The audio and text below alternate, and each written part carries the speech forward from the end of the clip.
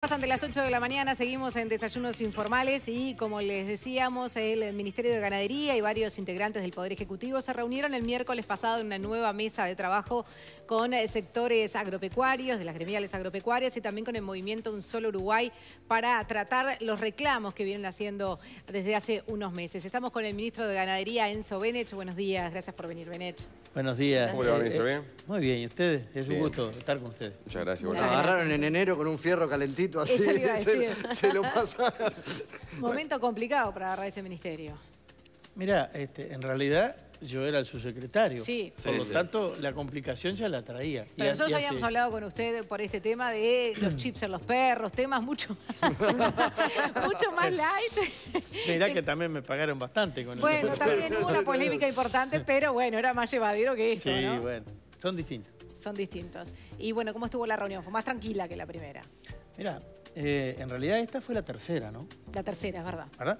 Empezamos en enero, el 19 de enero, con las gremiales. En esa no estuvieron los autoconvocados porque el movimiento recién surgía, ¿verdad? Y ni siquiera teníamos un vínculo concreto con el gobierno.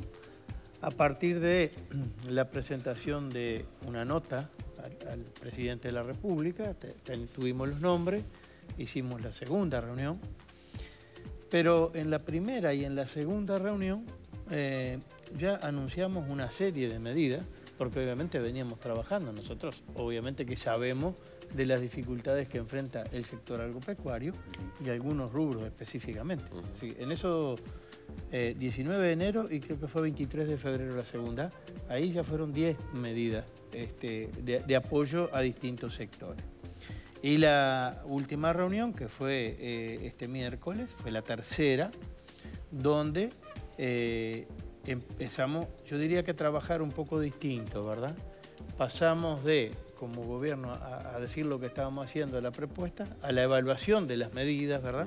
Y a recibir, concretamente, de las gremiales y del movimiento de autoconvocados, planteos bien concretos. Yo creo que nos pudimos organizar un poco mejor, ¿verdad? Porque esto fue todo muy rápido y además los temas del agro son así, son complejos. Además de todo la problemática que tenía, se nos agregó el déficit hídrico, ¿verdad? Que en enero y febrero, que es normal en el país, Sí. pero que veníamos muy cebados. El año pasado, el verano del 2017 fue un verano muy lluvioso, anormalmente lluvioso, que en alguna medida disimuló las dificultades de rentabilidad o de precios que teníamos. Claro. Sí. Yo ya creo que está. la emergencia agropecuaria llegó tarde. Bueno, a ver, cada uno en este país puede hacer lo que quiere. ¿No? En eso estoy totalmente abierto. Yo puedo explicar los criterios como nosotros declaramos emergencia agropecuaria. Debo decir además que en este país no había marco legal para la emergencia agropecuaria. En el 2007, en nuestro gobierno, yo en ese momento estaba presidiendo el INASE y fue la primera seca brutal que tuvimos. Se generó una ley donde se crea un fondo al cual se accede a través de la declaración de emergencia agropecuaria. Esa declaración, que la tiene que hacer el ministro, yo la hice en este caso, responde a un asesoramiento del director general de Secretaría de nuestro ministerio, el director nacional de descentralización del Ministerio de Ganadería, el director de Desarrollo Rural, INUMET, Ministerio de Economía y Finanzas. Plan agropecuario también estaba haciendo... Sí, pero plan agropecuario no está en esta comisión que asesora para la declaración Para de emergencia. decidir si Porque se... la Sí declaración pasaba de emergencia... información de los relevos, ¿no? A ver, hay que tener claro que la declaración de emergencia lo único que permite es un acceso rápido a un fondo Claro. para poder usar dineros que son públicos. El Estado tiene mecanismos de uso de sus dineros y no son rápidos. Cuando tenemos déficit de agua precisamos responder rápidamente. Por eso está este mecanismo que es bastante rápido. Ahora, para declarar la emergencia tenemos que tener cierto rigor científico. ¿Cuáles son los datos? Bueno, los que nosotros manejamos como ministerio y que hemos ido construyendo, porque esto no lo teníamos, es el porcentaje de agua en el suelo, PAD, es NDVI, que es el índice verde, cantidad y calidad de la pastura que crece. Es la cantidad de lluvias y es la información. Y aquí sí empieza a jugar el Plan Agropecuario, el Instituto Nacional de Investigación Agropecuaria, INIA, nuestros técnicos a nivel del territorio de descentralización y de desarrollo rural. Por eso están sentados en la mesa. Nosotros tenemos cubierto todo el territorio. ¿Se puede calcular el costo del déficit hídrico más o menos en estos meses? ¿O es imposible saber? No, es muy difícil. Se puede talentear. Claro. Yo te puedo talentear. No, ¿Qué es lo que hacemos todos? Pensando en el número para calcular lo que el movimiento pide para rebajar el gasoil, que dicen que si se baja a 32 pesos son 240 millones de dólares que pierde el Estado. Claro, pero a ver, todos sabemos que si falta agua, perdemos mucha plata. Porque si el año pasado el rendimiento de soja promedio del país fue 3.000 kilos, un poco más de 3.000 kilos, en un área parecida a la de esta, 1.100.000 hectáreas, este año el rendimiento va a ser 1.000 o 1.500 kilos menos o más, porque hay áreas que ni siquiera se van a cosechar. Entonces, ahí nomás, con una cuenta de, yo te diría segundo de escuela, capaz que primero, sí, regla de tres. vos podés hacer cálculo. ¿Y cómo le caen pronunciamientos como los del PIT-CNT en la jornada de ayer, cuando desde el Ejecutivo se promueve la ley de riego como un beneficio que va a poder paliar este tipo de situación, como una salvación, el manejo del agua para este tipo de crisis, y de repente un PIT-CNT que se declara en contra de esa ley de riego? Mirá, en el cargo que yo estoy, todos los días tenemos gente que opina distinto que nosotros. A mí no me preocupa que opine distinto, me preocupa de darle los elementos a todos y a la ciudadanía en especial. Lo primero que les digo, y yo lo he hecho, cuando yo salgo los viernes al interior, te saben, he invitado a los periodistas, los subo arriba de la camioneta, le ponemos una camioneta y vamos a ver qué está pasando con los productores rurales que cuando no estaban en déficit hídrico hicieron lo que a mi juicio tienen que hacer, que es hacer un tajamar que no se seque, alambrar el tajamar para que el ganado no entra y no se lo arruine, utilizar bebedero, utilizar pozo, ajustar la carga. Entonces, en Uruguay tenemos agua en exceso, pero el agua se pierde, no la usamos. Hay que usarla, hay que acumularla, pero capaz que los viernes en vez de invitar periodistas tienen que invitar a alguno de los muchachos del PIT-CNT para... Bueno, pero a ver... No, pero es la misma dicotomía de si son las medidas generales, o sea, la ley de riego, ¿beneficia al país o beneficia solo al sector agropecuario? Porque ese es un poco el cuestionamiento desde el PIT-CNT, ¿no? Si yo te digo que aproximadamente casi el 80%, el 76, 77% de las exportaciones son de origen agropecuario, claro. Y si estamos haciendo cuenta que yo te digo que de 1.100.000 hectáreas perdemos millones de dólares, te digo, al revés, vamos a ver, y si quieren yo los invito a ver los que tienen riego hoy, en este año, ¿cómo le fue a esos productores? Eso hace más válido de repente esto que habla de la importancia del sector y más importante de repente lo que se ha generado en torno al movimiento Un Solo Uruguay, que se ha transformado en una especie de interlocutor con el gobierno de los reclamos del sector agropecuario, de este sector tan importante. Estuvo el episodio con su hijo, muchos elogiaron, nosotros también, esa respuesta de un padre tranquilo con lo que ha hecho con su hijo. Cuando uno no tiene cola de paja puede salir, declarar y la brillantez de repente está en la sencillez del asunto, pero...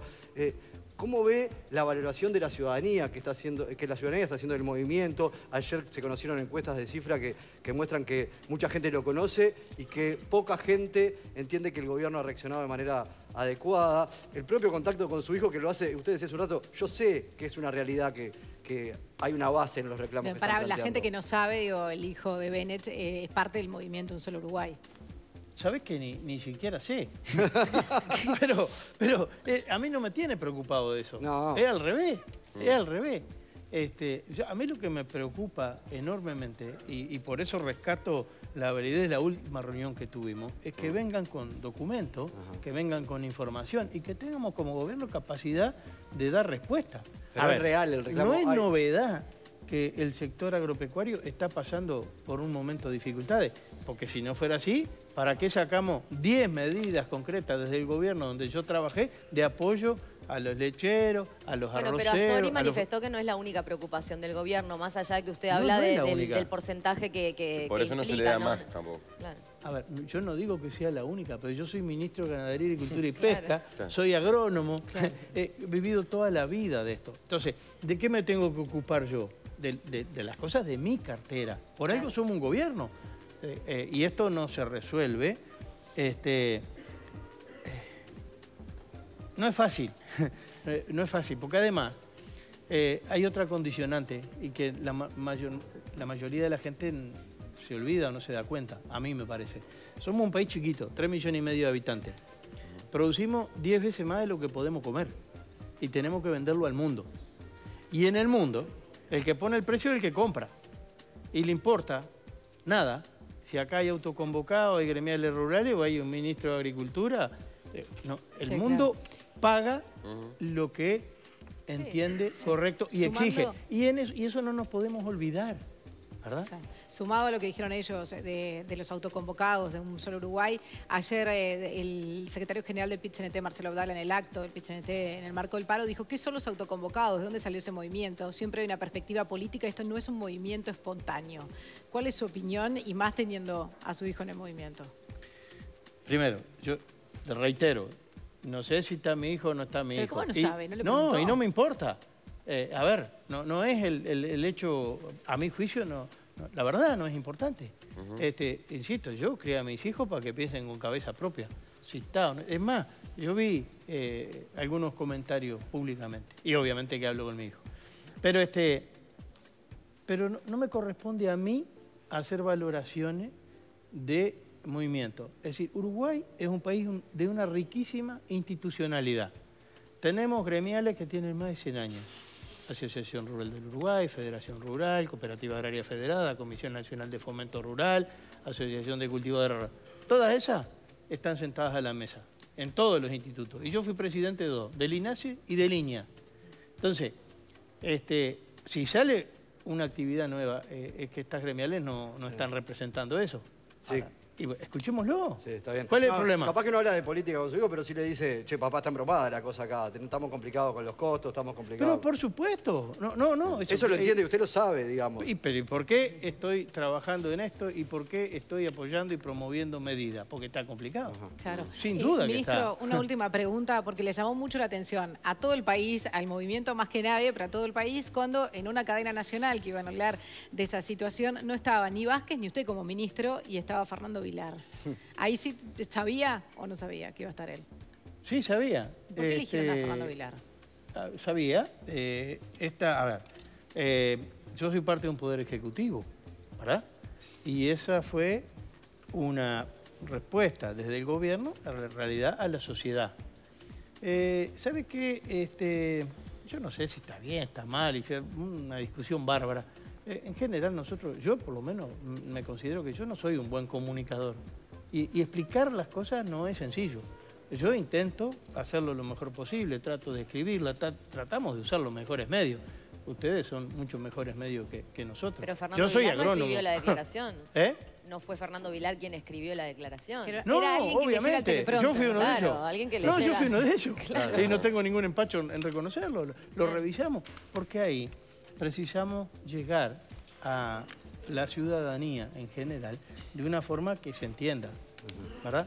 El mensaje tiene que ser entendible. Y a veces, a mí me pasa muchas veces que una cosa es lo que uno dice y lo otro lo que entiende la gente, lo que la gente percibe.